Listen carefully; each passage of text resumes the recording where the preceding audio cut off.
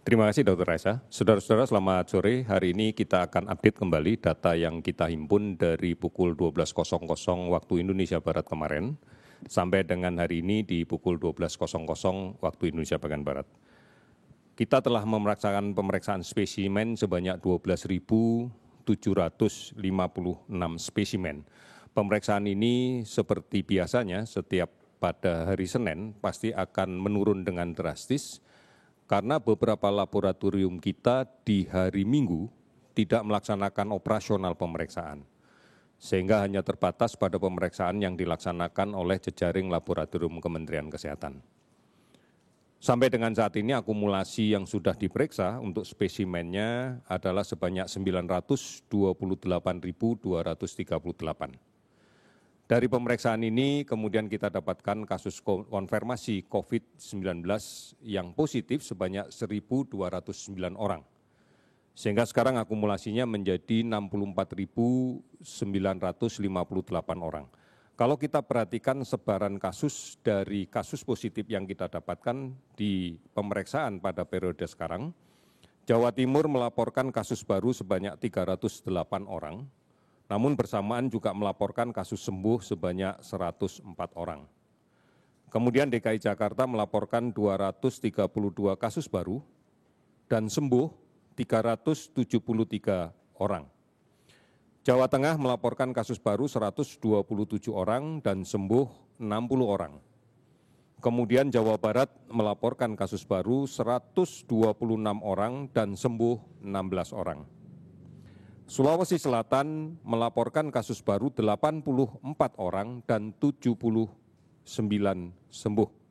Kalau kita lihat total keseluruhan yang sembuh pada hari ini adalah 814 orang, sehingga akumulasinya menjadi 29.919. Saudara-saudara, kalau kita perhatikan penambahan kasus positif ini, kemudian kita lihat juga kasus yang sembuh dan kasus yang meninggal, maka kita lihat bahwa tingkat hunian rumah sakit tidak secara signifikan bertambah dengan drastis. Bahkan dalam 3 hari terakhir tingkat hunian tempat tidur yang disiapkan untuk penderita COVID-19 baru terisi pada kisaran sekitar 53%. Artinya masih ada kurang lebih separuh kapasitas tempat tidur yang belum terpakai.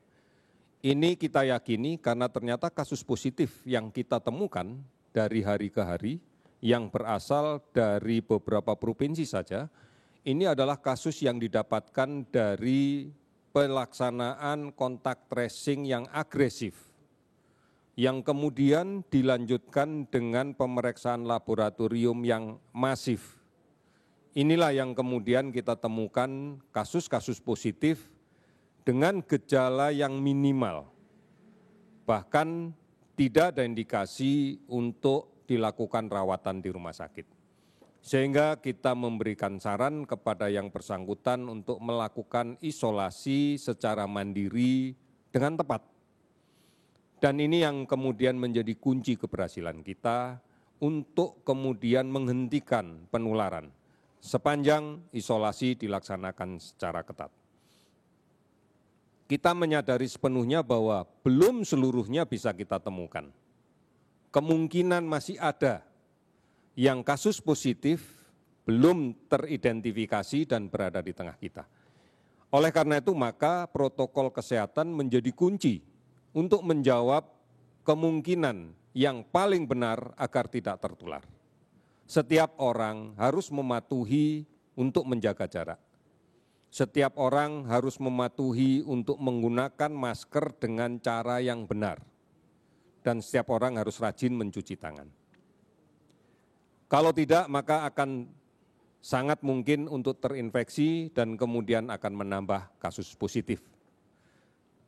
Hari ini kasus meninggal 70 orang sehingga totalnya menjadi 3.241 orang. Kalau kita bandingkan dengan angka kematian secara global, angka kematian dari kasus coronavirus yang positif secara global, memang angka kita masih berada di atas rata-rata global. Kita masih berada di sekitar 5,0%, sementara angka global berada di 4,47%. Oleh karena itu, saudara-saudara sekalian, dan angka ini akan terus dinamis dengan semakin banyak kita temukan kasus yang kemudian mampu kita isolasi, mampu kita rawat dengan baik, maka sudah barang tentu angka kematian ini nanti akan turun juga jumlahnya. Persentasenya juga akan turun. Angka kesembuhan pun demikian, makin lama akan makin bertambah. Ada 9 provinsi yang kami analisa angka kesembuhannya sudah di atas 80%. Bahkan ada 19 provinsi yang angka kesembuhannya sudah berada di atas 70%. Ini yang kemudian bisa kita jadikan acuan. Hari ini saja ada 19 provinsi yang melaporkan penambahan kasus di bawah 10. Bahkan ada 11 provinsi yang hari ini sama sekali tidak melaporkan adanya penambahan kasus. Namun juga melaporkan banyaknya kasus sembuh. Sebagai contoh misalnya Sulawesi Utara, hari ini melaporkan 10 kasus baru dan 31 sembuh. Kemudian Provinsi Papua, hari ini melaporkan penambahan kasus baru 6 orang, namun juga melaporkan kasus sembuh sebanyak 48 orang. Saudara-saudara, 455 kabupaten kota di 34 provinsi kita telah terdampak COVID-19. Oleh karena itu kehati-hatian kita mutlak harus kita lakukan dan kita masih melakukan pemantauan terhadap orang dalam pemantauan yang kita tengarai pernah melakukan kontak dekat dengan kasus positif sebanyak 38.748 orang. Ini yang terus akan kita lakukan tracing, kita lakukan pengamatan selama 14 hari terus-menerus sehingga diharapkan kalau akan menjadi sumber penularan dengan melalui testing yang agresif, maka kita bisa melakukan isolasi dengan cepat. Kemudian pasien dalam pengawasan sampai saat ini masih kita lakukan pengawasan ketat sebanyak 13.360 orang. Saudara-saudara, kinerja data kita masih meyakini bahwa di sebagian provinsi, bahkan mungkin di sebagian kota, kasus ini masih bergerak menjadi semakin banyak. Oleh karena itu, ini adalah indikasi bahwa memang disiplin untuk mematuhi protokol kesehatan harus kita kuatkan.